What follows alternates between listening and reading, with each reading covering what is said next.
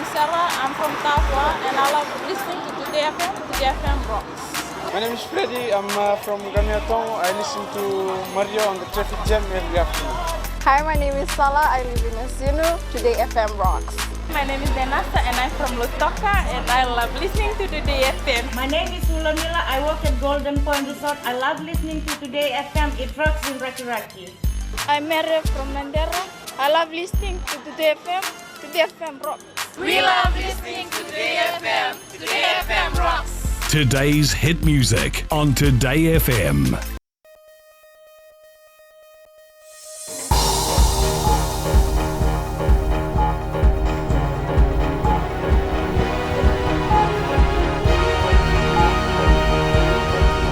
Good evening, I'm Jackie Spate and this is FBC News Tonight. Civil servant charged for allegedly stealing $4 million from bankruptcy account. 700 cases of child abuse recorded so far this year. And LTA says it's not a corrupt organization.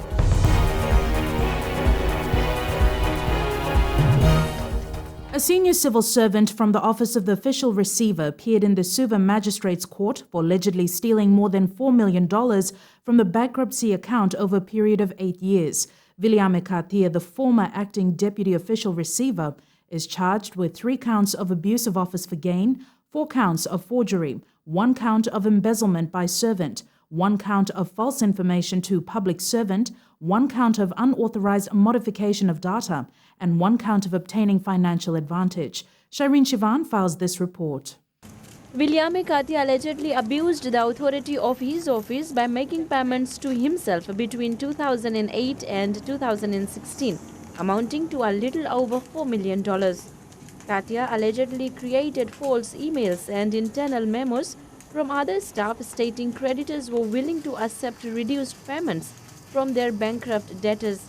These monies were then allegedly sent from the official receiver's bankruptcy account to his own. The Fiji Independent Commission Against Corruption claims he received various amounts ranging from about $300,000 to $2.4 million. Katia is also alleged to have given false information to public servants and without any authorization. He modified data held in a computer at the office of the official receiver in Suva. Katia has been granted bail with a bail bond of $5,000 with 2 sureties. The magistrate told him not to interfere with the witnesses and report to FICAC 3 times a week. A stop departure has also been imposed and the matter has been adjourned to December 22nd. Sharin Shivan, FBC News. The Fiji Police Force will remain unarmed. Police Commissioner Brigadier General Sitiveni Ngilio confirmed this to FBC News after questions on whether an armed unit will be set up following attacks on police officers. Pranita Prakash reports. Police Commissioner Brigadier General Sitiveni Ngilio says the safety of his officers is paramount. I've had meetings with government.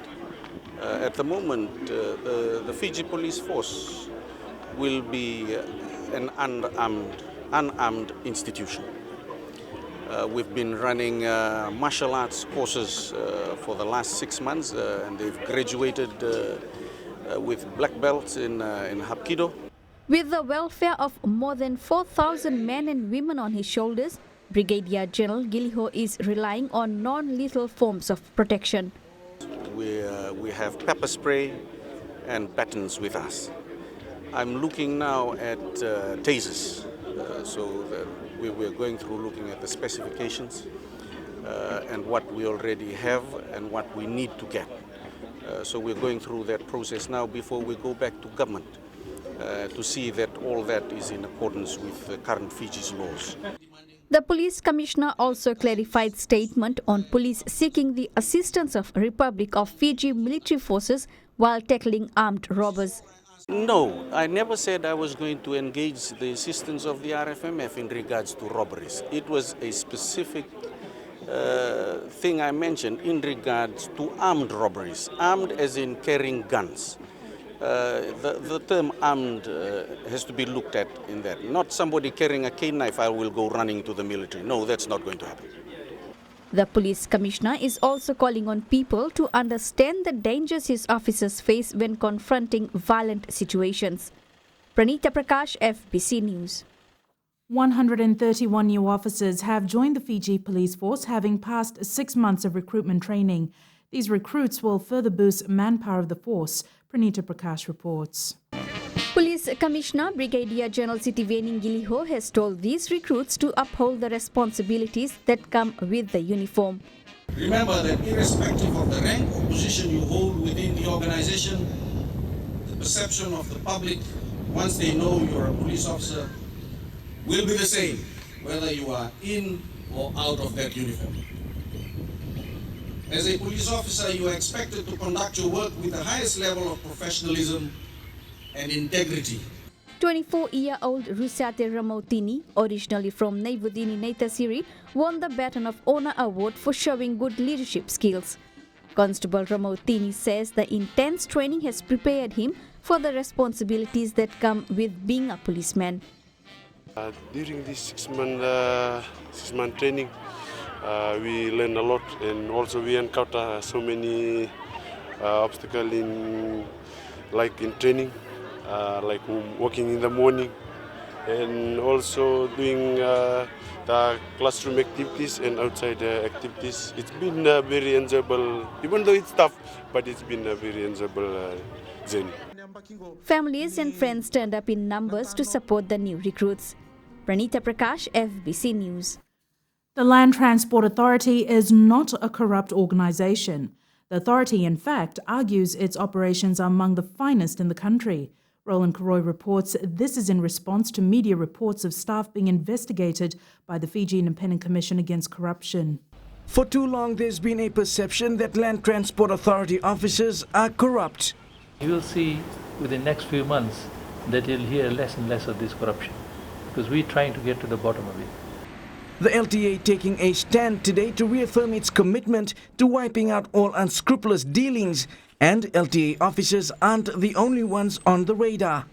The people who give money are just as guilty as the people who accept money, so they both should be taken to task. There's even plans to upgrade LTA services by going online to minimize chances of cheating the system. Old days it was all done manually, but now we can put the system in where all of that will be marked and automatically online, so there's no way that anyone can have interference with the results. Just this week, one LTA officer was indicted on various corruption charges by FICAC. He allegedly took money from 8 different people, promising them driver's licenses. The 8 have also been charged, making this an ideal example of how the LTA looks to deal with dishonest workers that it says are creating a bad name for other hardworking staff. Roland Koroy, FBC News.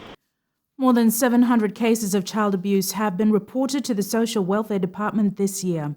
Children's Minister Mereseni Vuniwanga says the highest reported cases are neglect, physical and sexual abuse. Kelly Vavala reports.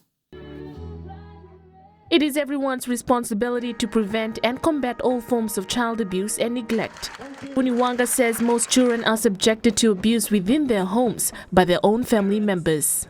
The decree mandates professionals to report on the harm or likely harm of a child to my permanent secretary so that children can get immediate support from social welfare officers. The reported cases continue to increase, and we believe these are some effects of the awareness created to inform the public through community and stakeholder advocacy programs provided by the ministry and its partners. More than 300 students from the Nisinu area marched through the streets to mark World Prevention of Child Abuse and Neglect.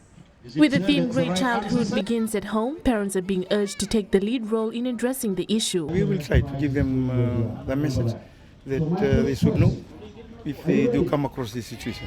Children have to help one another. We have to teach them about child abuse, the dangers that they have to stay away from. There are more cases of abuse that are happening out there and might require the stakeholders in the communities to be made aware of. Minister Vuniwanga also is calling on parents to relook at their roles to reduce these reports. Kelly Vadala, FBC News. Coming up on FBC News, work begins on $8 million complex in Nakasi. In opposition, MPs not barred, says government whip. Stay with us.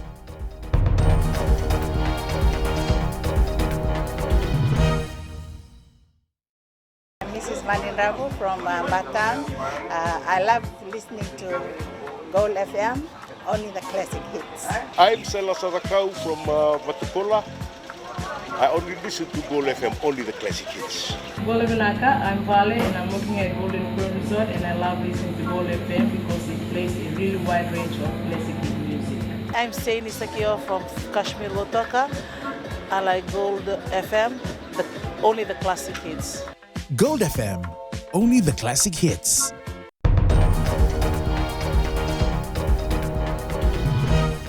Welcome back. This is FBC News. The state has sought time to file information in the case of a 27-year-old man charged with 2 counts of act with intent to cause grievous harm. Chone Vakarisi is alleged to have been involved in a hit-and-run in Namboa Suva earlier this month, which landed 2 youths in hospital. Prosecutors told the court that they have yet to receive the police documents. Vakarisi is in remand. The matter will now be called on 8th December. There is no government policy in place to stop any opposition member from attending prize-giving ceremonies as chief guests in schools. Government Whip Ashnil Sudhakar made the comment while speaking exclusively to FBC News. Ali Kimbia has more. The Ministry of Education says allegation made by opposition members that they were banned from attending prize-giving ceremonies is not true. But I spoke to him just to clear the air because it's prize-giving season now. And there's no such policy. There's no such policy from the Ministry of Education or the government to stop opposition members from attending prize-giving ceremonies or awards nights, awards function. It's the management and the head teacher or the principal's call. They can invite anybody they want. However, Shadow Education Minister Michaele Lewere claims they have proof of members being banned, and if this continues, they will take further action. And I hope that it's not going to stop this invitation from going through. And if it does, I would seek legal action on this issue. Why is there a need to take legal action if the school doesn't want to invite somebody? Then it's the school's choice. Sudhakar confirms it all comes down to the individual school's decision on who they want as chief guest for the prize-giving ceremonies. Ali Kimbia, FBC News. An $8 million shopping complex is under construction in Nakasi Nausori. Hexagon Group of Hotel subsidiary Vitivo Estate is building in the Vuilevu, a growing commercial hub. Sanyani Boila has more. Work on this 27 acres of land under the Vitivo Estate banner should be completed by next year. It has been done, so we're now starting the building works. It's a shopping complex with a number of shops, supermarket and a function center. And we hope to have it ready by December next year.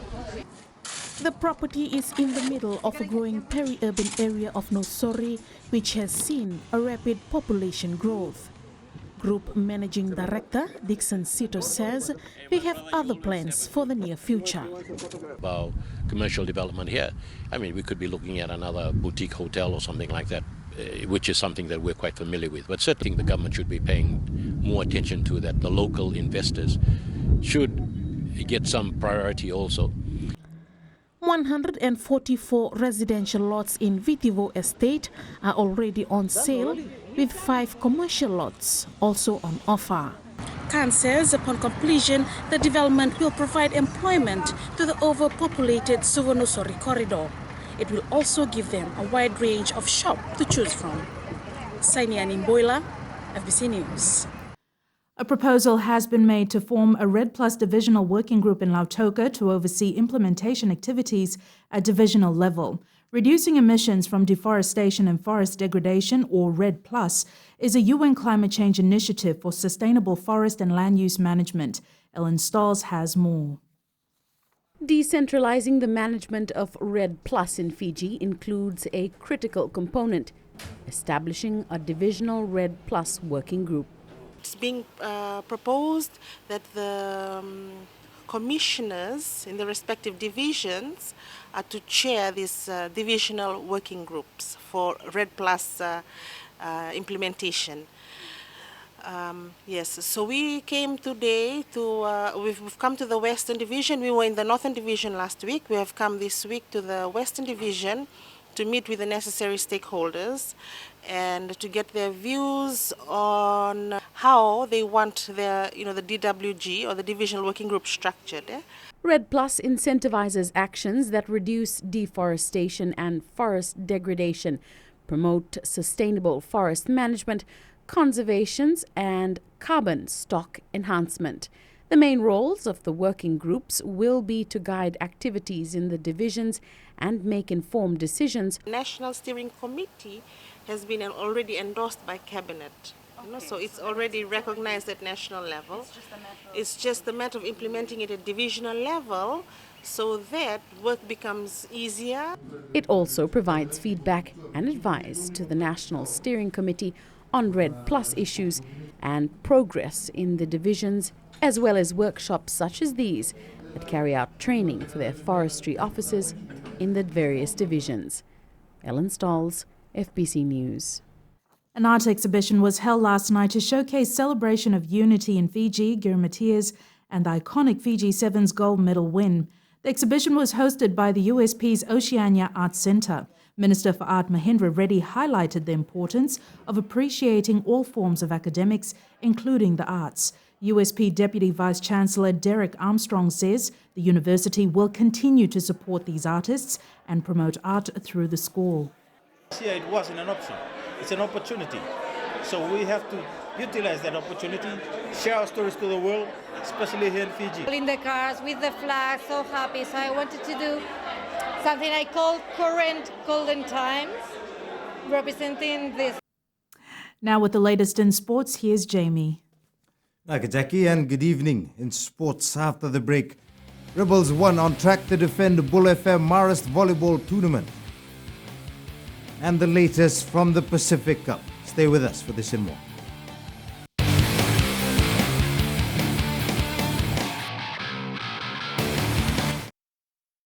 My name is Siobhan. I work at Golden Point Resort. I love listening to Mirchi FM because Mirchi FM is #1 in music. Mirchi FM is hot. I am Suresh Chand वैतुरी नसूरी से बोलता हूँ। जैसे आँख खुलती है मिर्ची FM मुझे मस्त कर देती है। Hi, I'm Viren from Zambula. Mirchi FM is hot. My name is Rizwan Khan. Hi, and my name is Mohammed Sufyan. Batu Bahe, and Mirchi FM is hot. My name is Vishal Maharaj. I'm working for Nasintan Council as a market master. I love listening to Mirchi FM. It's hot. Mirchi FM, it's hot.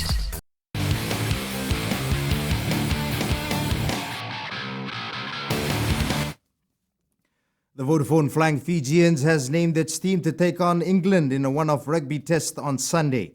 Coach John McKee has made a few changes from the lineup that lost 40 points to 7 to the World Barbarians last Saturday. Metuisela Talimbula comes in at fullback, while Benito Masilevu moves to the wing in place of Waiseana Levu. Josh Matavesi is at fly half, taking over from Ben Volavola. In the forwards, veteran Sunia Koto starts at hooker, while Leone Nakarawa and Pedeli Yato also make the starting 15. The match kicks off at 3:30 Sunday morning, after which Ireland plays New Zealand at 6:30 a.m. You can watch both matches live on FBC TV. In the Pacific Cup football tournament underway at Nandi's Prince Charles Park, Lautoka edged Suva 1-0 this afternoon to register its second win from 3 games. Here's the lone goal from the match.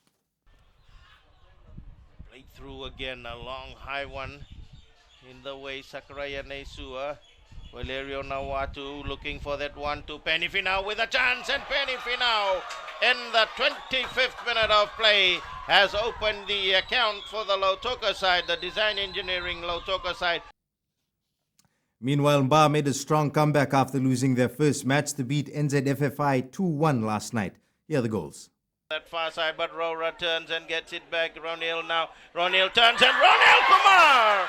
In the 22nd minute of play, the veteran in the side with Kini Viliame places it to the right-hand side of the corner. And in the 22nd minute of play, Ba go up by 1-0. Leading by 1-0.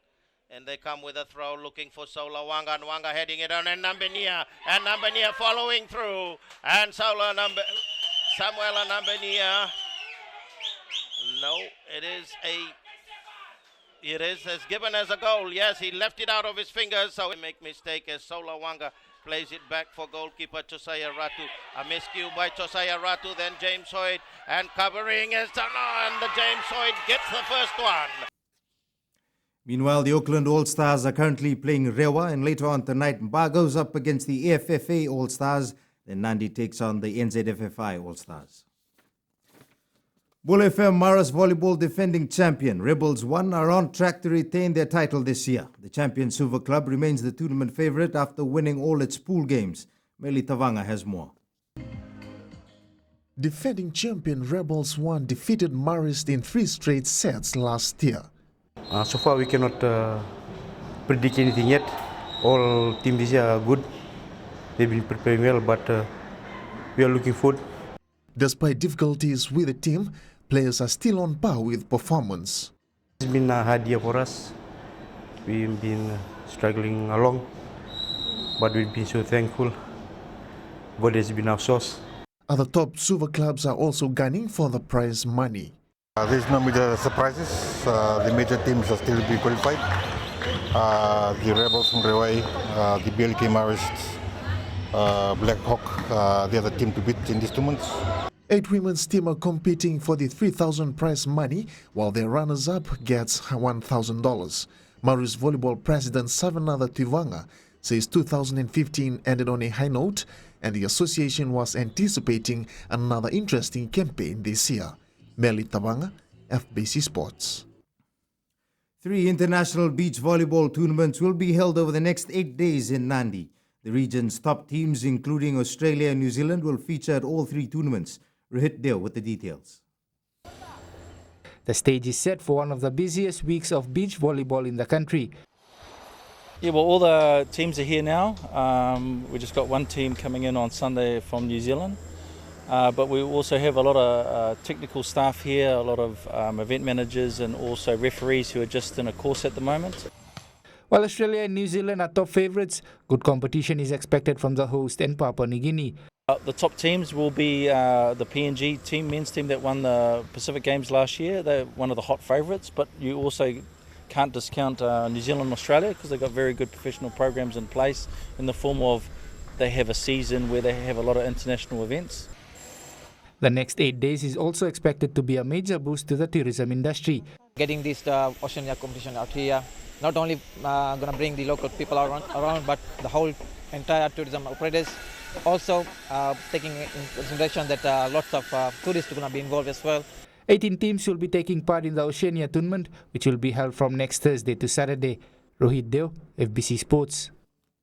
After day 1 of upsets and exhilarating competition, Tailevu South seems to be making waves at the NZ Stadium by leading the overall medal tally of the 2016 Central FMF Chow Games with 8 gold, 5 silver and 6 bronze. There were also surprise winners in the under-13 boys 200-meter finals where Anthony R. Singh of Suva 1 finished in first place. In the under-14 boys 200-meter finals, Tailevu South Savanatha New breezed through the home straight ahead of Esala Dauni Tutu of Nasinu and Dylan Spencer of Suva 2. Central Chow Games meet manager Cecilia Dokanouto says teams from outside of Suva provided good competition on day 1. The competition has been very tough. I've noticed that a lot of outside schools, for the like of Wainimbuka, they are really doing well in this first day of a competition. That's it from sports this evening. Business is up next with Jackie.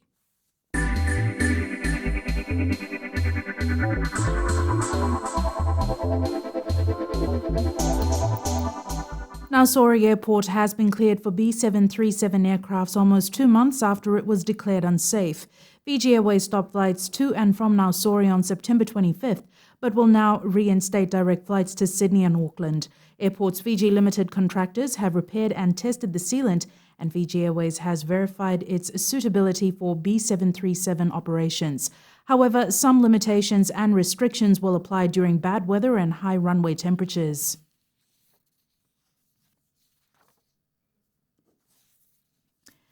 DHL is celebrating its 40 years of operation in Fiji and its first year since re-establishing its office in Lambasa. The company describes as eventful its operation in the last 4 decades. Eleanor Tarangaivu with this report. After closing its office in Lambasa in 2013, DHL knew it was a wrong decision. In 2015, the shipping, tracking and courier delivery company opened a new office in Lambasa. We knew we had to. We saw the investment happening up here in Vanua Levu and also in Lambasa. Last night, DHL hosted its customers in Lambasa to a cocktail function to celebrate its 40th anniversary in Fiji and the first year of its establishment in Lambasa. You don't have to be a small business here in Fiji selling to your local town. You can actually sell directly to the rest of the world, when you connect with Fiji. And it's great, there's many little niche products created here in Fiji that you find on the streets of New York or in Hong Kong or London, and they're made right here, and we get it there within a few days. The company has had its shares of challenges, one of which is natural disasters, and while there is some competition in the market front, DHL has had a good 40 years of business in Fiji. It's been a fantastic 40 years. DHL plans to increase its staff in Fiji next year. Eleanor Turangayu, FBC News.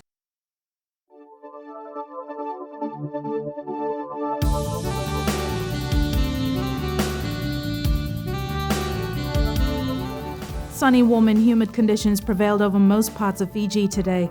Most centres had moderate temperatures, with Lambasa being the warmest at 33 degrees. Pai and Savu were comfortable at 29 degrees. For tomorrow, sunshine with cool south winds and high temperatures is expected for the nation. Looking further on to Sunday, expect fine and warm conditions to continue.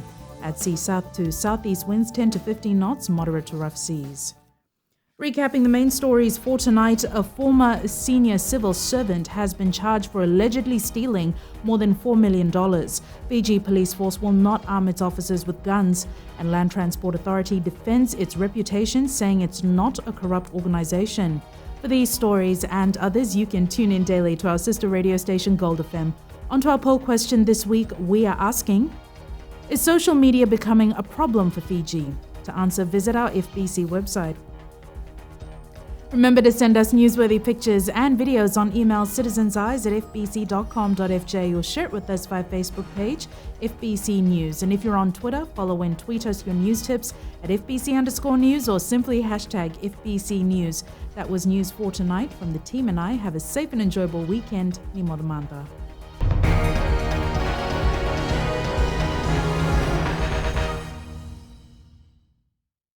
Nimbul binak. Nerdan golea pani, luknitang. Ando talitang na barong.